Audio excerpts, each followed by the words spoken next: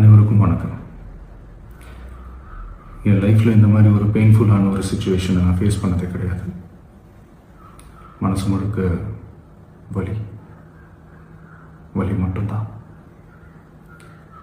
இந்த சுற்றுப்பயணத்தில் என்னென்ன மக்கள் பார்க்க வராங்க, அதுக்கு ஒரே ஒரு காரணம் தான், அவங்க என் மேலே வச்சிருக்கிற அன்பும் பாசம். அந்த அன்புக்கும் பாசத்துக்கும் நான் எப்பவும் கடமைப்பட்டிருக்கிறேன். அதனால தான் இந்த சுற்றுப்பயணத்தில் மற்ற எல்லா விஷயங்களையும் தாண்டி மக்களுடைய சேஃப்டி, அதில் எந்த காம்ப்ரமைஸும் பண்ணிடக்கூடாதுன்றதுக்காக தான் அது என் மனசில் ரொம்ப ஆழமாக இருக்கும் அந்த எண்ணம். அதனால தான் இந்த அரசியல் காரணங்கள் எல்லாத்தையும் தவிர்த்துட்டு ஒதுக்கி வச்சுட்டு மக்களுடைய சேஃப்டி மட்டும் மைண்டில் வச்சுக்கிட்டு அதுக்கான இடங்களை சூஸ் பண்ணுறது, அதுக்கான இடங்களை பார்த்து பெர்மிஷன் கேட்குறது, போலீஸ் டிபார்ட்மெண்ட்டில் அதை ரிக்வெஸ்ட் பண்ணி கேட்போம். ஆனால் நடக்கக்கூடாதது நடந்துருச்சு. ஆனால் மனுஷன் தானே, அந்த நேரத்தில் அத்தனை பேர் பாதிக்கப்பட்டு இருக்கும்போது எப்படி அந்த ஊரை விட்டுட்டு என்னால் கிளம்பி வர முடியும்?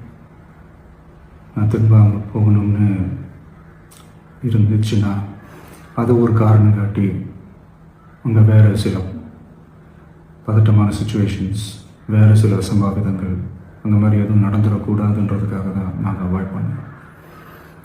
இந்த நேரத்தில் சொந்தங்களை இழந்து தவிக்கிற அத்தனை குடும்பங்களுக்கும் என்னுடைய ஆழ்ந்த இரங்கலை தெரிவிச்சுக்கிறேன். எனக்கு தெரியும், என்ன சொன்னாலும் இது ஈடேயாகாதுன்னு எனக்கு தெரியும்.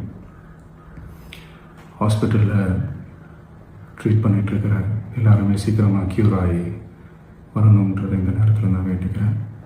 கூடிய சீக்கிரமே உங்கள் எல்லாரையும் நான் சந்திக்கிறேன். இந்த நேரத்தில் எங்களுடைய வலிகளை, எங்களுடைய நிலைமையை புரிஞ்சுக்கிட்டு எங்களுக்காக பேசின அரசியல் கட்சிகளை சார்ந்த நண்பர்கள், தலைவர்கள் அனைவருக்கும் என்னுடைய நன்றியை தெரிவிச்சுக்கிறேன். கிட்டத்தட்ட ஒரு 5 மாவட்டத்துக்கு பிரச்சாரத்துக்கு போனோம். இந்த மாதிரி எதுவுமே நடக்கல. ஆனால் கரூரில் மட்டும் ஏன் எப்படி நடக்குது? மக்களுக்கு எல்லா உண்மையும் தெரியும். மக்கள் எல்லாத்தையும் பார்த்துக்கிட்டு இருக்கிறாங்க. கரூரை சேர்ந்த அந்த மக்கள் அந்த உண்மையெல்லாம் வெளியில் சொல்லும்போது எனக்கு கடவுளே நேரில் வந்து